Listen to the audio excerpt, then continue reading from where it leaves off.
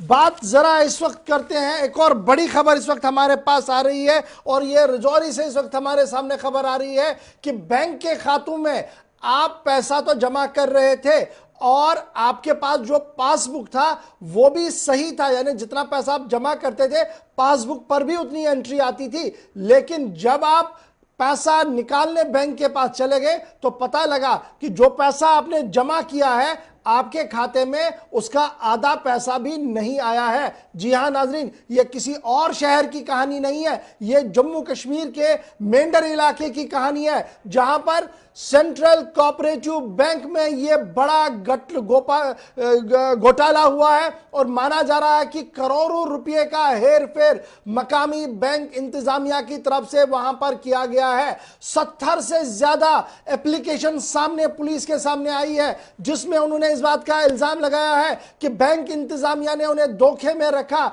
उनके पास जो पासबुक दिए उनमें एंट्री कुछ और जब वो खाता चेक करने बैंक में गए तो वहां पर पैसा कुछ और निकला और 50-50% का फर्क हर एक खाते में दिख रहा है। सीधे जमशीद के पास चलेंगे मजीद इस खबर के लिए कि Jammu Kashmir state cooperative bank इससे पहले भी सुर्खियों में था क्योंकि लोन इस तरीके से दिया था, न कागज थे, न सर था, न पैर था, करोड़ों का लोन दिया और चेयरमैन जेल तक चले गए। लेकिन अब मेंढर के इस इलाके से खबर यह कि किस तरीके से सरकारी आशीर्वाद के बीच लोगों को ठगा गया। इस वक्त की ताजा और बड़ी खबर हम आपको बता रहे हैं कि होशियार रहिए, बैंक में पैसा जमा करेंगे तो खाते को रिव्यू और चेक ऑनलाइन भी किया करें, अदरवाइज इसी तरीके के लोग आपके पास आएंगे और आपको ठगते रहेंगे। जमशीद मलिक, अपडेट कीजिएगा हमारे नाजरीन को कि ये जो कोऑपरेटिव बैंक का मामला है क्या कुछ है, कब सामने आया और अब पुलिस क्या कुछ कह रही है।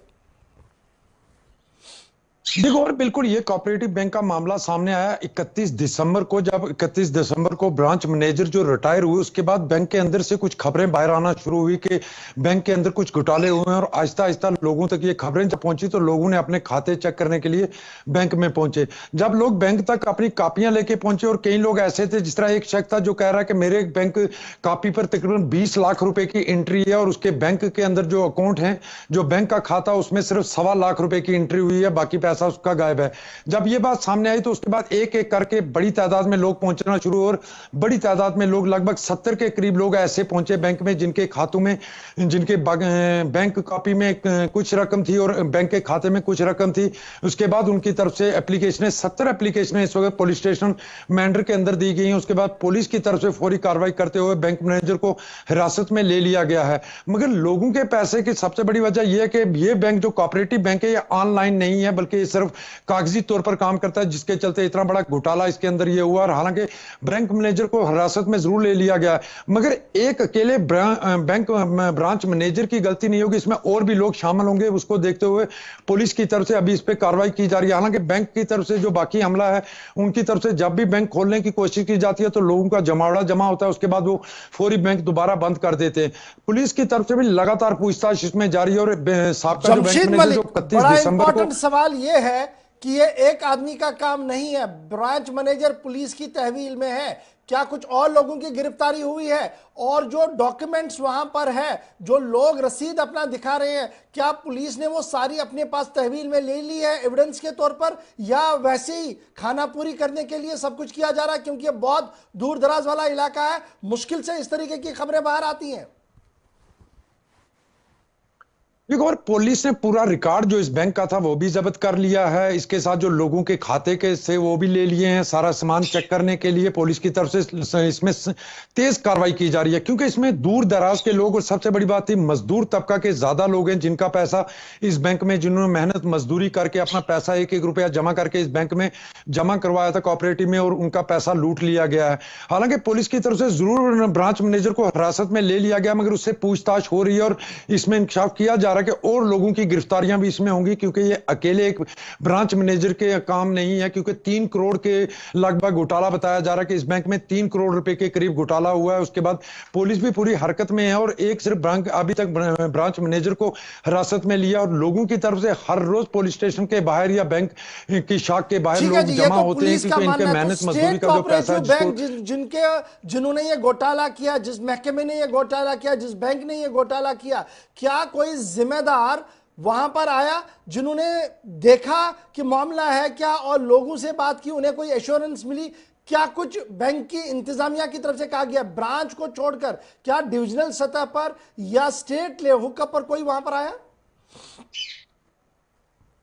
जी को डिविजनल सतह का कोई भी अमले का कोई ऑफिसर, कोई भी मैटर इन लोगों तक नहीं पहुंच पाया। सिर्फ पुलिस कार्रवाई कर रही है अभी तक इस पर, क्योंकि पुलिस के पास शिकायत पहुंची है, पुलिस इस पे कार्रवाई कर रही है। दूसरी बड़ी बात, जिस तरह मैं पहले भी कह रहा हूं कि ये एक ऐसा बैंक है जो ऑनलाइन नहीं है, बल्कि सारा कागजों पे इस पे कार्रवाई की जाती है। इसको देखते हुए ये सबसे बड़ा घोटाला है जो सामने आया, जिसमें ये तारों के 3 करोड़ रुपए तक का घोटाला है। मगर कोई भी इस ब्रांच के ऑफिसर जो इनके या एमडी या कुछ और लोग, कोई भी लोगों तक अभी तक नहीं पहुंच पाए। मगर पुलिस की तरफ से लगातार पूछताछ छानबीन की जा रही है कि आखिर इन लोगों का पैसा किसने हड़प किया।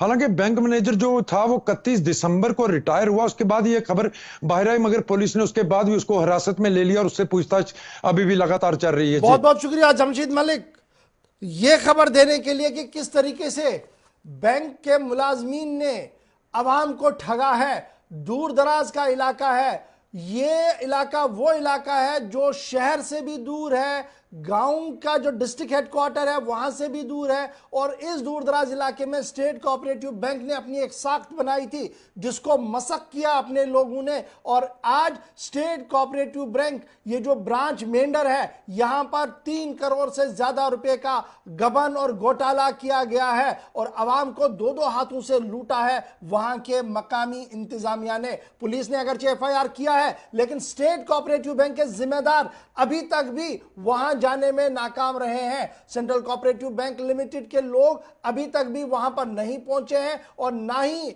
हुकूमती इदारों की तरफ से उन लोगों के लिए कोई बात कही गई है जिनका पैसा अभी डूबा है। क्योंकि पुलिस अभी भी महवे गुफ्तगू है, महवे तफ्तीश है कि आखिर किस तरीके से इस मसले का हल निकाला जाए। तफ्तीश जारी है। यह तो एक खबर है इस इलाके की मेंढर की, लेकिन दरहाल की खबर आपको याद होगा, हमने आपको ग्राउंड जीरो पर दिखाया था कि ब्लॉक डेवलपमेंट ऑफिसर के खिलाफ एहतिजाज दरहाल के अंदर हुआ।